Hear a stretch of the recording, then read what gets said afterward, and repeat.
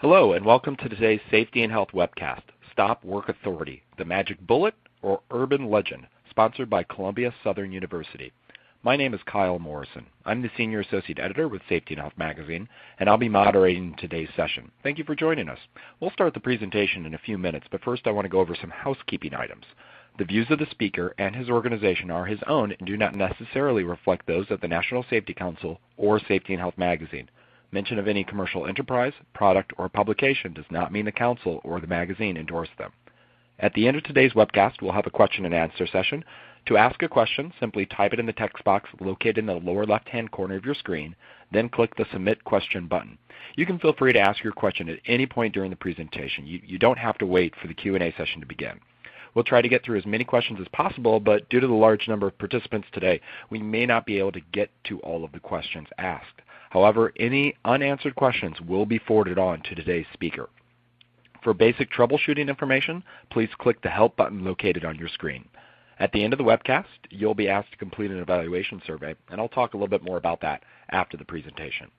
This webcast will be archived for 3 months, so you can access it after today's live presentation. Within about a day, just return to this URL to return to the webcast. With that, I think we're ready to begin. Our speaker today is Eric Bertolet. Eric is the Corporate Safety Manager at Top Core Companies, where he oversees safety programs for 9 different companies. Eric? Yeah, thank you very much. Again, Eric Bertolet, Top Core Companies and Safe Nation Radio. I'd like to thank CSU and Safety and Health magazine for sponsoring this. I'm excited. Very fortunate to have been chosen for this. I'm sure there's a lot of people out there more qualified than I am, and I'm going to do my best not to say something stupid. So that's my, I know what Joe Biden feels like kind of thing. That's a little levity there. Yeah, we're talking about stop work authority. I guess I'm going to push this to audience. Is everyone seeing that?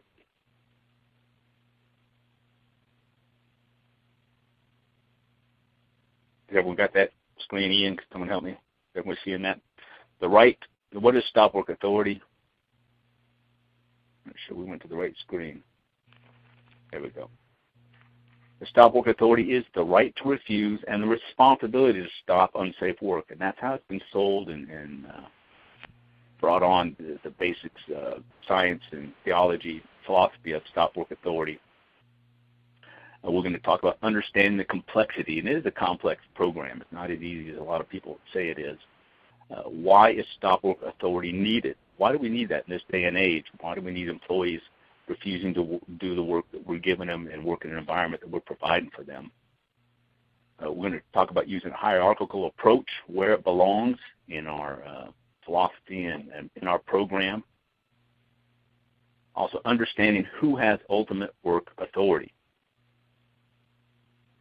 Moving right along here. The two of the key ingredients of any approach to safety and environmental management are involving everybody, 100% participation in a culture of safety, and implementing a system of safety defenses that allow a company to catch and stop an unsafe action or condition prior to injury or damage. Of course, we want to use administrative controls, engineering controls, programs, supervision and training, and all of our other programs to stop it. But the last catch can be the stop work authority. We want to do that prior to injury or damage. One of the most effective approaches to safety in the last decade has been the growth of stop work authority. I don't exactly agree with that statement. This is how it's been sold and how it's promulgated. So we're just going to go with that for a while to the end of the presentation. Under stop work authority or stop work action, every worker is empowered and expected to keep an eye out for potentially unsafe situations or processes and stop the job until that problem is corrected. Let's look at more some definitions of what stop work authority is and the philosophy behind it. A program designed to provide employees and contract workers with the responsibility and obligation to stop work when a perceived unsafe condition or behavior exists. So they see it, we expect them to stop it, not ignore it, not to accept it. And this must come with immunity from all negative actions, and that we'll talk a little bit later about the hesitation to use stop work authority. And it seems simple. It seems like you wouldn't have to have a program that people refuse to do unsafe work, that they saw a hazard, that they're be their brother's keeper, that they would stop it, but that's not always the case. What constitutes unsafe work? It seems like a pretty simple question, but let's look at some examples here. Employees must be competent to recognize unsafe work. We've got to tell them what's safe, what's unsafe, what to tie off to, what not to tie off to. Everything involving their work, we've got to explain it to them. They have to be trained. You can't just assume that they know what unsafe work is. It could be a violation of HSE policy and procedure, not wearing a seatbelt, not being tied off. It could be a violation of HSE law. They're been given a trench or excavation to go into. They don't have a competent person. It's not shored properly. Something like that would be fall into that category. Working too close to power lines, those kind of things. Again, you have to go to that top line, and they have to be able to recognize that, have to be trained. Not competent. Operator being asked to operate something he's not trained and qualified in, that would be unsafe work that would require stop work authority. High risk as determined by processes, your job safety analysis or JHA, job hazard analysis, whatever acronym you have to be using. Those things may constitute unsafe work and needs to back up and look at it again. And here's a key issue. Employees must be comfortable in refusing to undertake unsafe work. And it's one side of it, refusing themselves to undertake unsafe work. But then we have to push to where they're stopping other people. Even in my personal life, driving down the road, I see a worker on a ladder that's not tied up. Am I comfortable with stopping that and interceding and trying to help them? Prevailing climate, the culture you set up on the job, these things are going to determine whether your stop work authority message is going to be taken seriously and utilized.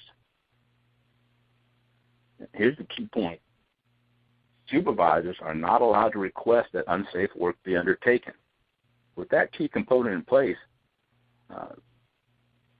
why are we having to use stop work authority? If supervisors aren't allowed to request that unsafe work be undertaken, we shouldn't be having this situation in these conditions, but we do. Every refusal, this is a key component, must be reported and investigated. And that's missing from a lot of programs. I think they just find an unsafe condition, they shut it down, they make it right and go on about their business. But if we don't learn from those situations like a near miss, we've missed a great opportunity. And if stop work authority is being utilized, something else is broken down along the way. We're going to examine some stop work authority roles and responsibilities, where it starts, where it ends up.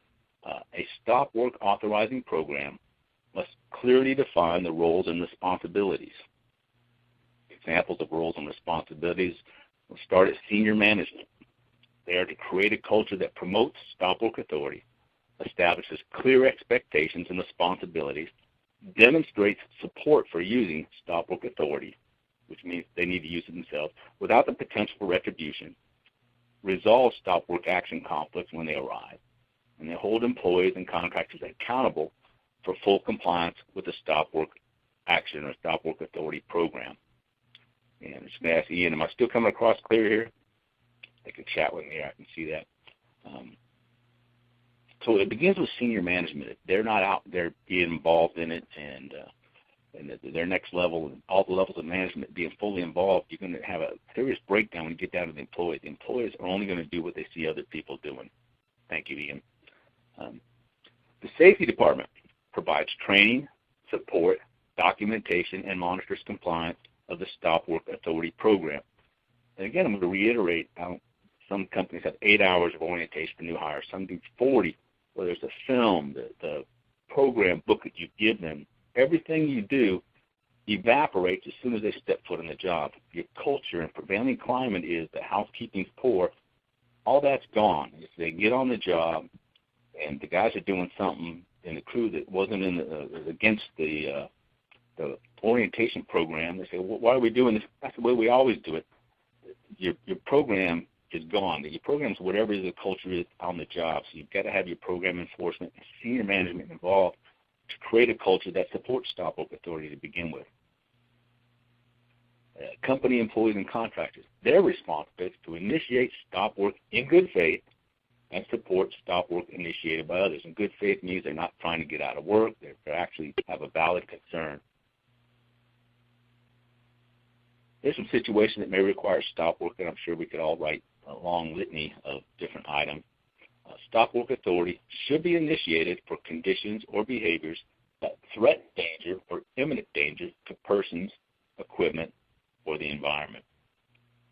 Situations that warrant stop work action may include, but are not limited to, the following. Here's some examples. Alarms going off. I remember an old refinery I worked at, they had an alarm that constantly went off, so they actually got a stick and propped it between the chair and the button. Someone needs to stop that activity. Changing conditions, whether it's weather conditions, road conditions, whatever, that could require unsafe action, would require stop work action. Changes in scope of work or work plan. We have this work, in our initial plan, we have to find a way to do that. In emergency situation, whether it's weather, you got someone hurt, equipment used improperly, pipe wrench being used, someone picks up a cheater bar, what we call a leverage extension device, and that has to be stopped. Lack of knowledge or understanding of information. You see someone that doesn't understand the work or is doing something outside the norm, that has to be stopped. Near-miss incidents or unsafe conditions are all situations where stop work authority and action could be implemented. In stop work authority and OSHA, several other people explain it in a 6-step example. Very simple process, but it's a lot more than a lot of people assume stop work authority is. And it's a several-step process: stop, notify, investigate. You got to correct it, resume, and follow up. And follow up is the most important key there. If we're not learning these lessons, we're going to repeat them. Look at the first one. You need to stop. When an employee or contractor perceives conditions or behaviors that pose danger to persons, equipment, or environment, he or she must immediately initiate a stop work intervention with the person potentially at risk. If the supervisor is readily available and the affected person, equipment, or environment is not in imminent danger, coordinate the stop work through the supervisor. To give an example, you come up on a job, you see some guys about to go in an excavation. They're not in it, but they're about to go in it, and you see it not stored properly. You get with the supervisor and let them shut down the work and find out what's going on. Now, if they're already in the work, in the hole, you don't wait for the supervisor. Politely say, look, I'm utilizing stop work authority. Can we all come out and talk about this? The stop work action should be clearly identified as a stop work action, and just tell them, I'm using my authority under stop work action to pause this job, and let's all talk about it. And initiate it in a non-combative manner. And that's another human side. We want to kind of panic and want to make sure we come across in a helpful manner. That has to be part of your training program under stop work authority. Next, you notify the affected personnel and supervision of the stop work action. Don't just take it upon yourself to correct it all. You get other people involved.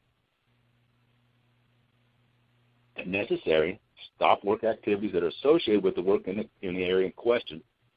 So if you got someone doing hot work without the right fire protection, you not only shut that down, you shut down any associated work around it that it could cause complications to and make other areas unsafe.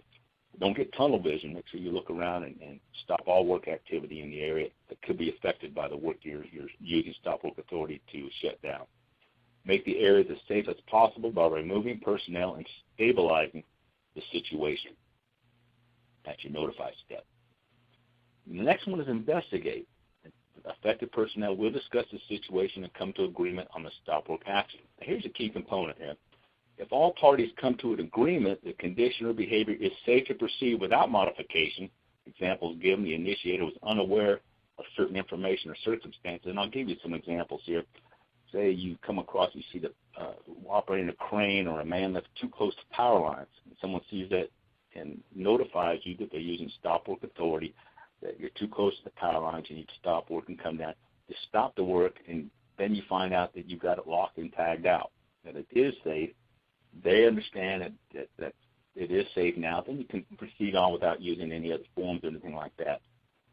Say they see something that is against the known safety procedures, they stop the work, you thank them for it, but you have a deviation you've got with management, you have a deviation program, you have a waiver, whatever it is, you all agree that it is in fact in code and in compliance with the rules and regulations, then you can proceed. The stop work authority is complete at this point and no further steps are needed. Now, if it's determined and agreed that stop work authority is valid, a stop work issuance form, and that can come, I didn't put any examples up here, come in many forms. It could be simple, as complex as you want. It should be completed. The conditions or behaviors that pose threats or imminent danger to persons, equipment, or the environment must be resolved before restarting work. Now, work is to be suspended until a proper resolution is achieved, and you have to get other people involved in this.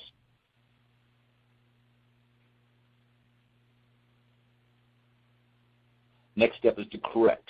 Modifications to the affected areas will be made according to corrections outlined in the stop work issuance form. You fill it all in, designate the different areas and the responsibilities. People have got to be involved. The affected areas then will be inspected by qualified experts. So if it's an electrical problem, you get an electrical expert in there. If it's trench and excavation, you get the competent person in there. And they have to verify completeness of the modifications and to verify that all safety issues have been properly resolved. The completion of modifications will be noted in the stop work issuance form. All the paperwork's got to be complete. Again, if you're not doing all these other steps, you're kind of wasting great opportunities to prevent this from happening again.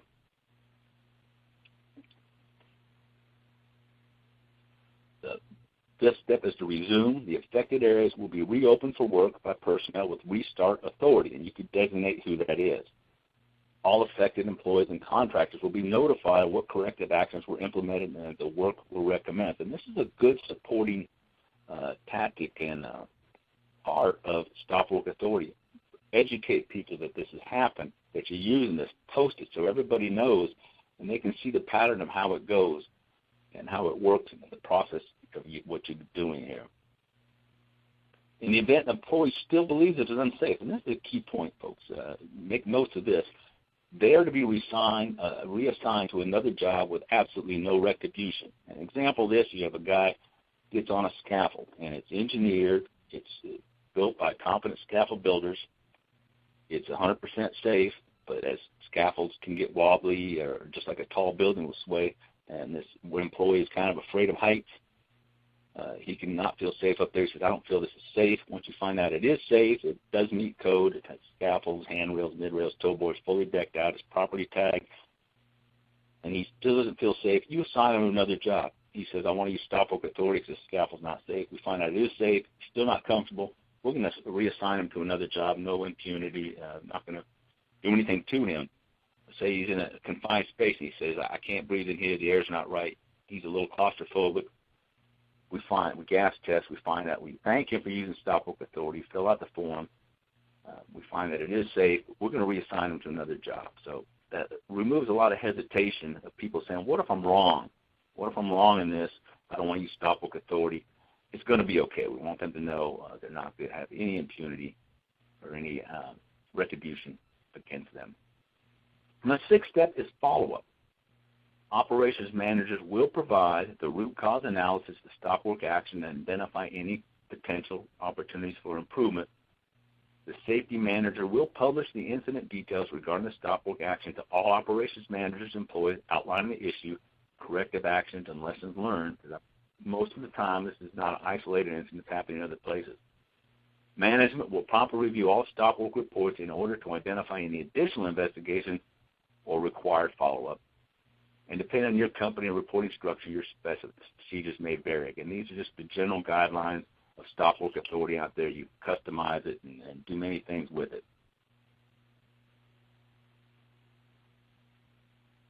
It seems simple. It's just a program. It's on paper. We implement. There's a lot of problems with stop work authority. And why doesn't it work like the magic bullet? After all, if people would just not conduct unsafe work, they would refuse to do unsafe work, and then they would stop all unsafe work around them. Why are we having issues? Let's look at that, dig a little deeper in it. Do we take risks? As human beings, do you take risks at home, at work? I would contend that we do. Human beings, by nature, are risk takers. Why is stop work authority so hard to implement? Why do we have to press on it so hard? Look at these activities here. Anybody swim with sharks? I know, I've asked that question in several meetings. A lot of people raise their hand. I used to be a scuba diver. When the sharks came around, they can have the water. We're not going to fight over it. Mountain biking, mountain climbing, MMA, mixed martial arts is a big thing right now. Huge risk in doing that. A lot of people love doing that. I'm not going to step out of a perfectly good airplane and parachute, and it's not going to do it. Kayaking down a waterfall, I'm not going to do it. But however, this is me. This is what I do. This is my hobby. On my weekends, I put on the uniform and the gun, and I go out. So I take risks in my life. Of course, I have the vest on, and I do everything I can to minimize those risks. But human beings, as a species, are risk takers. It's inherent. We take risks in investments, in business, like to gamble, casinos, have lottery tickets, football boards,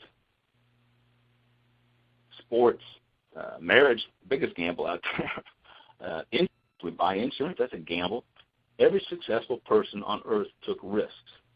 In fact, the job you're working on, wanting them to use a stop work authority, someone bid that, took risks to bid that job. The client took a risk on the contractor being able to finish it. The contractor took risk that their bid was going to be enough to cover the job, that it wasn't going to have too many rain-out delays. So by nature, we are risk takers as a species. And if you look, it's hard to read here, but under the OSHA law, employers have a responsibility to provide a safe workplace. And see if you can find stop work authority anywhere in here.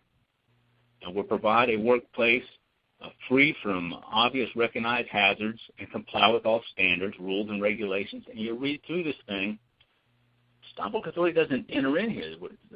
We're not required to have it under OSHA law. The employer is to provide a workplace free of an area, free of activity, and an environment that is free of any conditions where employees should have to refuse to work. You can read through this list, and I was hoping to be a little bit bigger, but there's nothing in here that allows us to have a situation where employees should have to use stop work authority. It's kind of a catch-22. Go to the general duty clause, kind of break it down a little bit more. The general duty clause, United States Occupational Health and Safety Act, federal OSHA states, 29 United States Code 654-5A1, each employer shall furnish to each of his employees employment and a place of employment which are free from recognized hazards that are causing or likely to cause death or serious physical harm to his employers. So if you're having employees have to refuse to work, you violated this right here. You can't have both situations. Now, we know it's not a perfect world. So each employer, continuing on with the general duty, each employer shall comply with the occupational safety standards promulgated under this act. Here's the employee's responsibility, the final part of the general duty clause. Each employee shall comply with the occupational safety and health standards and all rules, regulations, and orders pursuant to this act which are applicable to his own actions and conduct, not to the company's action and conduct. They're not required to fix our programs and create an environment and a culture the company is supposed to provide. That's not what stop work authority can fix. Here's our obligation as a company. Is it our responsibility to create and maintain a safe workplace? Well, by OSHA law, it is, under the OSHA Act. If so, why is there such a heavy reliance on stop work authority? So many companies want to use it at the end all to their problems and their gaps in their safety program. Is this a legitimate shift of responsibility? And we're asking the employees to refuse to work in the environments we provided to them. Just think about that a while. Has it shifted focus from where it needs to be? And I think many times it has. There is a very useful part of stop work authority. If we use a hierarchical approach, it's really hard to see any slides, but we have elimination, just like your basic safety plan. You start with engineering controls. I'm going to go to the next slide because I can't really read that one as well. But you engineer out the hazard. We use safer chemicals. We replace the more hazardous chemicals. If we can find a safer alternative, we do it. We can make something low to the ground, we do it. I remember when I was a pipe fitter many, many years ago, my job was to get in a man basket on a crane and go up and down these 100-foot vessels and apply all the vessel trim, the little valves, the temperature gauges, the probes. And someone got the bright idea, these things are laying on the ground a month or 2 months before we put them up. They come in on rail, we set them down. Why don't we install all this vessel trim while it's laying on the ground, or we can do it out of a man lift or something low? Why put a man in a man basket to go up 100 feet in the air? Now, was it my job to refuse to do that work? That's what I was hired for. Or was it a company's job and the safety department's job and the project managers, when they did the JSA, to install all that stuff on the ground. So that's a good example. Administrative controls, we want to find ways to do it that are safer in upper level, not down to the employee level. We create distance or barriers. Again, this is a hierarchical approach. And then the last step is PPE. Well, the same thing is true with stop work authority. Rather than use it as a cornerstone of your safety program, just like PPE, we want to use it as the last catch, the last step in the process. Just like with PPE, I remember a story. Linda Sullivan was a friend of mine. She's passed away many years ago, but I worked with the Exxon. She used to be a former OSHA compliance officer, and one of her inspections brought her to a plant where they bead blasted with metal BBs, truck tire rims. It's the only way to get the coating off of them. It was so loud, there was no way to provide proper hearing protection to bring it down to acceptable levels. So the owner of the company had this brilliant idea. He went and hired deaf people, people that could not hear. I mean, seems like a pretty smart plan, but high-level noise will damage and went through their bones and their skull and was giving them migraines and driving them insane. So we don't want to use PPE or other things as the final step. We want to administrate out the controls. The same is true with, or administrate out the hazards, excuse me. The same is true with stop work authority. We want to eliminate the need for stop work authority first, and I think there's a huge push to elevate it to where it does the job that we're supposed to be doing ourselves. Excuse me while I sip some water here. Just as PPE is the last step on hazard control, stop work authority should be one of the last lines of defense. If you're being sold, and there's a lot of programs out there you can buy and sell, you're being sold that this is the thing that will fix all your problems. It's not. It won't. It's a useful tool used properly, but it needs to be used sparingly. If you're using it a bunch and you're having dinners every day for people who are using stop work authority, you've got other problems. Eddie Greer, he's with the BCSP, and he's been a safety consultant for 30-something years. He's interviewed hundreds of employees. He was telling me, he asked them, do you feel you have the authority to stop work? And everybody should have that authority. And they all say yes. And his interviews showed that only 75% said they actually would use stop work authority. You think it'd be human nature to want to stop work and refuse unsafe work. But again, we're risk takers. The younger employees think they're bulletproof, and they're going to take bigger risks. You see this puzzle here, and stop work authority is a piece of the puzzle. It definitely is. I think we've always had it. We're promoting it more and more. But it's just a small piece of the whole puzzle. You've got other areas that need to be filled along with that. You're using stop work authority, you've got problems elsewhere that need to be filled. That's why it's so important to report, investigate, notify, and all the other steps in the program.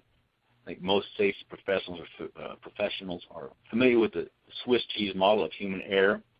With the left-hand corner of operational influences. That's where our safety program is. That's where our culture is. Our presidents and vice presidents, are they out doing the things they're telling the field to do?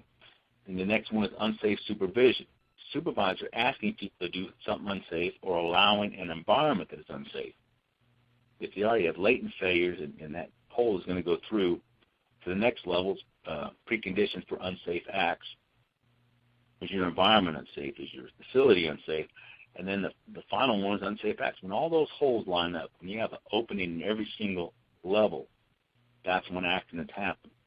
Now, what's happening today is a lot of companies are promoting stop work authority as a big spatula, like Crisco on it, going to spackle or drywall from it and cover all those holes. It's not going to do that. It's going to catch a couple of them, but if they're catching a bunch of them, there's problems up the line that need to be addressed and fixed that stop work authority in and of itself being used in the field will not cover unless you're following up and doing all the other steps. Some of the reasons people report we're not using stop work authority, what we observe is they can be new to the job. And then again, like I started out, you can have an 8-hour orientation. You can require them to go through the OSHA 30. You can have a message from the president, face-to-face meeting with the project manager. When they step on that job, whatever environment and culture is evident and visible to them, just undid everything you told them. So both have to match up. So if they're new to the job, they want to create waves, they want to fit in, they want to get their feel, and they're going to figure things out. They could be new to the crew, new to the industry or trade. They can be intimidated. Most new employees want to do a great job. They don't want to be complainers. They don't want to buck authority, and here's an important part of it. If they're properly using stop work authority, they've been put in an environment or asked to do something that is not safe. Somebody is responsible for that. Why did the supervisor ask them to do that? It's pretty much known if the supervisor did ask them or allow them, something has to be done with that supervisor, whether it's punitive or retrain. Something's got to happen to make sure that doesn't happen again. Peer pressure, if everybody's doing it, and many times the guys go through the orientation, they get out in the field. An hour ago, I was in this orientation. They told me that's not allowed, and the crew says, look, don't worry about that. This is how we do things. That can have a drastic effect of why people do not use stop work authority. And it goes back to your culture, goes back to your environment, and your philosophy, and your commitment by senior management. Sometimes it's the client for contractors. Client's doing something unsafe. They definitely don't want to buck the client, don't want to push back on those people. Those are all the realities the worker lives in. We cannot undo human culture by simply passing a rule. We have to recognize the culture. We have to lead by example. It takes time to adjust culture. So again, you pass a stop work authority program, you train everybody in it and wonder why it's not being used. It's going to take time to change that culture. It's going to take constant support. It's going to take a lot of follow-through, sharing lessons learned and showing that this program works, a lot of rewards and recognition to get it working properly. But again, you don't want to have a meal every single day and handing out patches and gift cards for everyone using stop work authority every day, because if they're using it every day, you've got bigger problems. If you're relying on stop work authority to prevent incidents or using stop work authority frequently, perhaps you need to examine the underlying conditions that are requiring employees to have to use stop work authority. I'm going to strike that word perhaps. You need to examine. You've got a problem somewhere else. Remember when JSAs came out? I'm a firm believer in JSAs. It's one of the most employee empowering tools the industry has come out with. But they were severely scrutinized after any incident happened. And the safety professionals and the managers would go back out, well, look, you didn't adequately cover this task on your JSA, so now we're going to beat you up about it. It created a reluctance to use the JSA. Instead of daily going out there and looking at their JSA and helping them with it, provide the training and guidance before an incident, we used to beat them up about it. You didn't catch this right. You still have to look at the JSAs. But we didn't offer enough support. A lot of times the guy was good on his tools. We make him a foreman. We make him a supervisor. Not the best literary skills, and we expect him to be able to verbalize and write down all the job steps, and we didn't always give him the right support. Well, the stop work authority is severely scrutinized as well. How many acts and investigations I've been in, the manager will say, why don't they refuse to do that work? Why were they put in this situation? The fault was above them, not at their level. They don't have the authority to fix our programs and everything that needed to be fixed. It created that environment to begin with. So that creates a lot of resistance to use stop work authority as well. We'll review here the basic steps. Stop work authority is a program to encourage employees to refuse to do or stop work that they feel may be out of compliance. Again, we put them in that position. We're asking them to refuse to do the work that we've given them to do or work in the environment that we've created, but that's what stop work authority is. It's a several-step process to stop, notify, investigate, correct, resume, and follow up and train on lessons learned.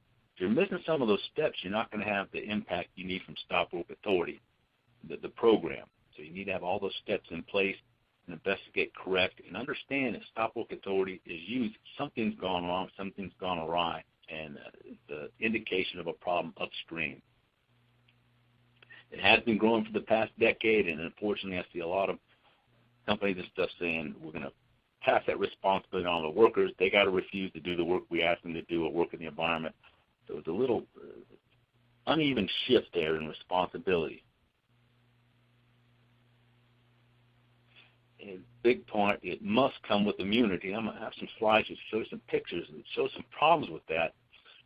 It will come with immunity for the person reporting But what if they see someone doing something unsafe? There has to be action taken against the person knowingly, willingly doing something unsafe. So the little resistance there, that's why it's not used as widely and readily as a lot of people would like. It must be followed up on. You can't just have it, fix it, and go on. You have to discover the underlying causations. You've got to correct those. And it is one of the last lines of defense. You can't build your whole program counting on employees to refuse to do the work that they've been provided to do. And again, it usually means there are other breakdowns in your system, in your program. And for a lot of people, it's against human nature. One of many tools, a useful tool, but it's not the magic bullet. It's not going to fix every problem in your program. Here's a photograph. You can see there's a tugboat pulled up to the bulkhead. You got the suitcases out there, and somebody laid a 2x4 or a 2x6 out there. Pretty much guaranteed that people have been using that to cross with their luggage. Quite an unsafe activity. Now, we expect employees to refuse to do that. That's what Stop Work Authority said. Why was this created? Did the tugboat captain not realize he'd be pulling up to a dock and needing a place to access and egress this? Why did this happen to begin with? The problem is upline, not downline. It's not the employee's fault that this was created. Again, yes, we expect people to stop this and refuse to do this, but this is a situation that we shouldn't be providing and should not require the employee to have the authority to stop us from setting these up.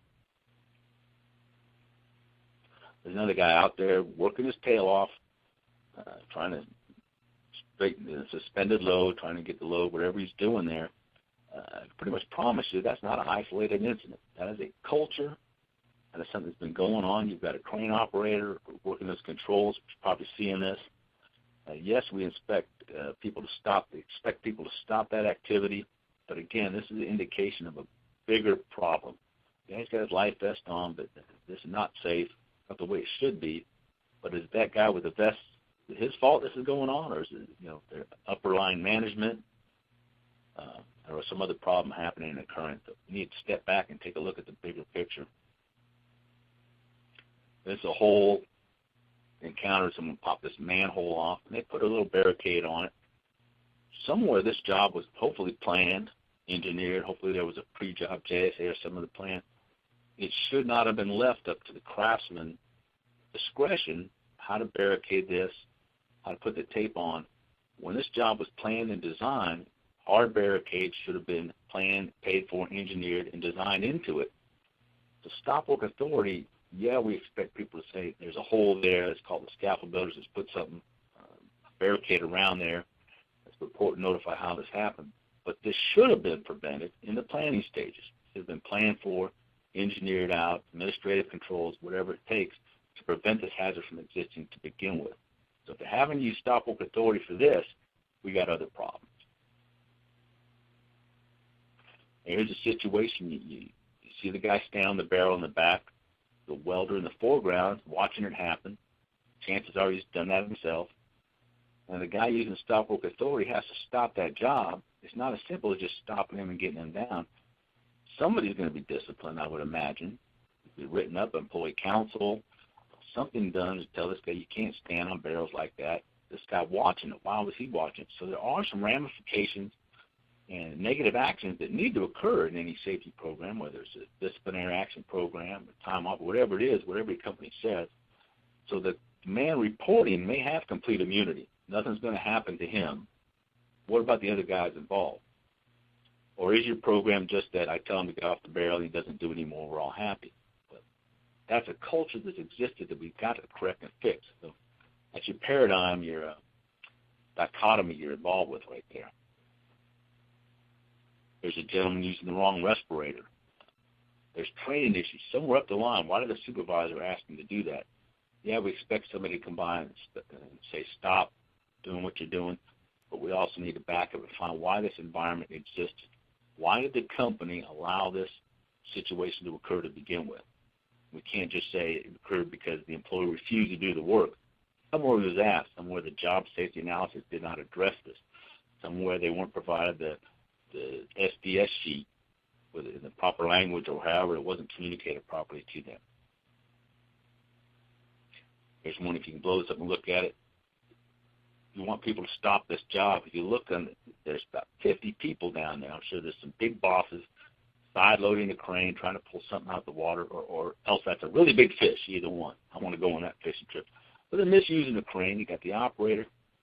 You can't expect a new guy on the job to shut that job down. Somebody should have. But again, this is a culture, prevailing climate that is overriding every stop work rule you can have. So again, you got to pass it upstream. And we'll open up for questions right there. I think we have some questions.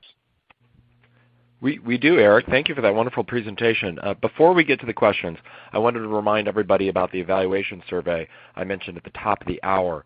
This survey should be appearing on your screen now, and we ask that you consider completing it to let us know your thoughts. The input you give us on surveys like this help improve future Safety and Health webcasts. So please do take the time to fill out the survey. If you don't see the evaluation survey on your screen, please turn off your pop-up blocker. We do have several questions, Eric. I want to start getting into those right now. The first question I wanted to get to was regarding stop work authority as it pertains to contractors and service companies. First question we had is, it comes from someone who works for a service company, and they're wondering if the customer refuses to correct the safety issue, and if they issued a stop work order, this service company could be asked to leave the work site and could lose customers. So what should they do in that situation? Oh, yeah, try to translate that. You have a contractor company on a site at XYZ oil refinery, and we're asking, they asked us to do something unsafe or work in an unsafe condition that is against our rules. We bring it to their attention. I think in this day and age, hopefully we're going to reach the right level of management to where it's going to get corrected, especially if it's IDLH or really dangerous. There is that potential that you have a client that says, this is what we hired you to do. You have to take that risk and make that judgment call and the ethical and moral compass of what are we going to do. We're going to violate our own rules and do something unsafe and potentially hurt somebody or try to save the contract. That's a real-world problem, and I don't know there's one right answer. Hopefully you built a communication with the client. Hopefully you had a pre-job planning meeting, explain these things, and eliminated them before they got to this situation. So again, through the whole presentation, I'm saying that the problems you're encountering need to be addressed way before they happen. So, I want to ask. Go ahead.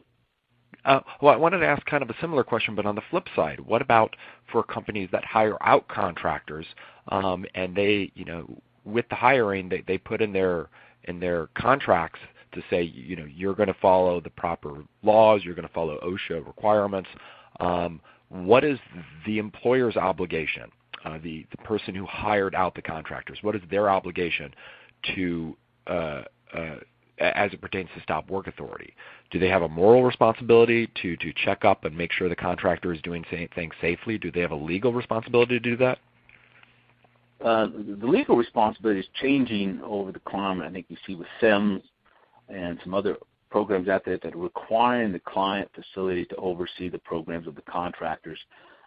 There's been a big fight with cell towers installation and work on cell towers where there's insulation, but there's so many levels between the client, with AT&T, whatever, down to the final contractor who does it. So they've insulated themselves on that. But I think there's a moral obligation. The legal aspects are going to, offshore definitely has SEMS where they're more involved. I think a lot of databases are verifying programs, and hopefully you're qualifying the contractors out there to make sure they can do what they say they're going to do. I don't know if that answers your question, but that's my answer. Great. Thank you, Eric. What about career risks for employees who ask for stop work? That's a great one. That can be a reality. Like I told you, yes, the person who does stop work authority has to have immunity from any prosecution or retribution. However, if they uncover something that's a blatant violation, and it may be something they were asked to do by their boss, they have to work with this guy. They have to work with that crew that they so-called ratted out. Hopefully we're training them to do it in a non-combative manner, in a friendly way that it all works out. But really, stop work authority is identifying problems in your program. Well, who's responsible for that? And there's got to be some accountability, so it can be uncomfortable, and that's some of the resistance why employees are reluctant to use the stop work authority. So it's an excellent question. You mentioned as well earlier that an employee could use stop work authority. It's investigated, found to be safe, and if the employee still feels unsafe, the solution is reassignment. What about an employee who uses stop work authority in excess? Every issue they come up against, or every job assignment they have, they use stop at work authority, but time and time again, the investigation shows that it's safe. Yeah, the program, I think we call those malingerers. There are people that do that, abuse that, and we've seen that across the board. So you have to have a policy out. It's a delicate issue, and they're going to go to wrongful termination because I use stop work authority, but that's documented. That's why it's so important to capture every stop work action on a form, investigate it. And I think if you can show that this guy's used it 10 times a month, and most of the time he's making comments to other people that I'm going to shut this down and things are too hard to work or something. See, it's a full investigative procedure behind every stop work action. That's going to help you on that. Not to say, like any other thing, it won't be abused, even workers' comp. And so it's a good question and a good problem to be prepared for. What about for cases in which maybe this is just the employee's first time using stop work authority, but reassignment isn't practical, that the environment is proven safe, and yet the employee simply doesn't want to return, and there's no option for reassignment? Is that something that comes up, and how would that situation be addressed? Well, we have situations where we hire a guy for a particular job, and that's the only job we have. If he doesn't feel safe doing that, we're going to try to reassign him. But most of the time, we have other work in the plant or something the guy didn't want to be. And maybe he doesn't feel safe with the group of employees. They just don't gel. I don't feel safe in that group. We're going to reassign him to another. Theoretically, yes, there are times when there is no other work for him, and you have to address that on a case-by-case basis. But just as with the whole base of stop work authority, it's not a catch-all. You can't catch everything with it. You can't rely on it to cover everything. Every situation we just can't anticipate. So, again, excellent question. You have to navigate that through probably the HR department and other policies. Along those lines, and your previous response may have covered this, but what about when an employee or management and employee don't agree with what is safe? An employee claims, stop work action, but the management doesn't think that there's an issue here.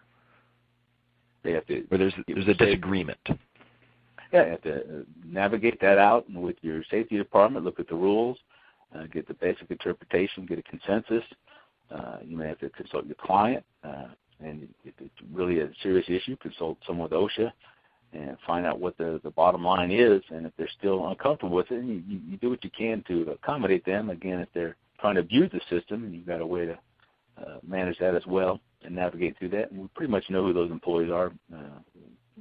They don't have to be on the job long before we figure out who's there legitimately and who's trying to create problems. So it can be a delicate situation. You mentioned at the very beginning of your presentation of how to use stop work authority, and you talked about workers who are competent.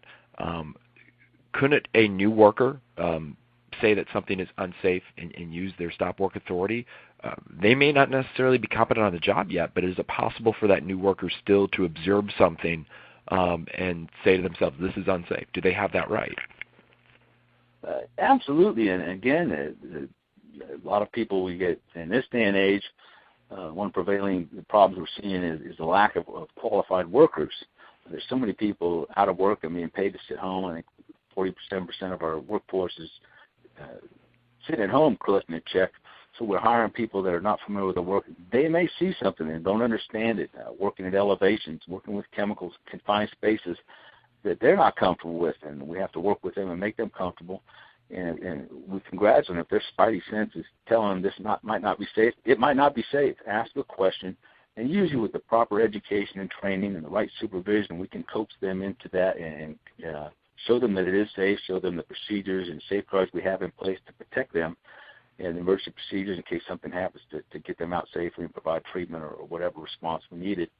So it's a shared responsibility. It goes to your culture from day one, from the management on down. It's a shared responsibility. We all work together to make sure that happens, and that's going to happen. We're going to have people come from different environments and not be familiar with the nomenclature of what we're doing. Now, are new workers kind of put in an awkward situation? I'm a journalist. That's my background. So, but when I see the photos that you put up earlier, common sense tells me those situations aren't safe.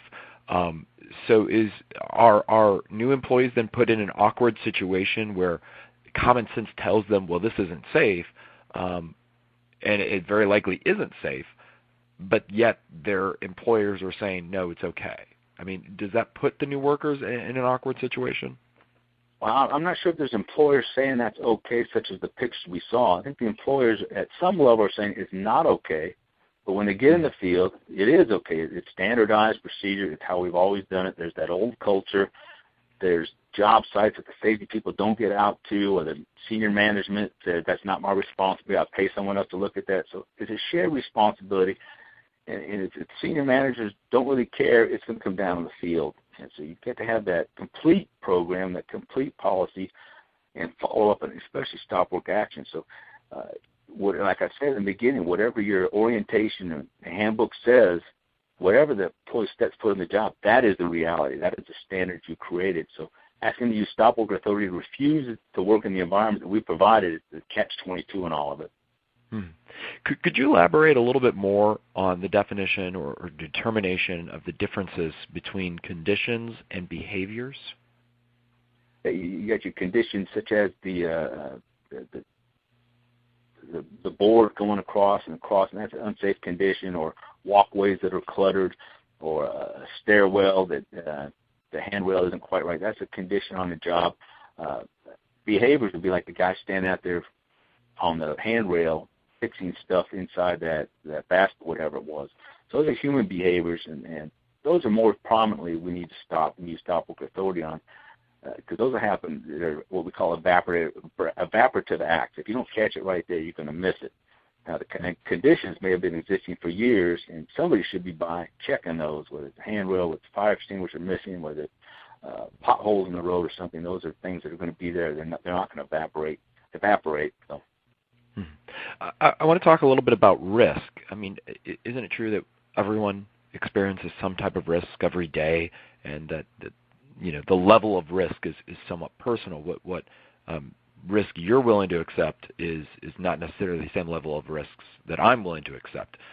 So where does stop work authority come in with risk levels that can change depending on the individual? That's a profound question, and that's something that most of the stop work philosophy completely ignores. Is the individual level of what's acceptable. When I was young, I do a lot of stuff I won't even try these days.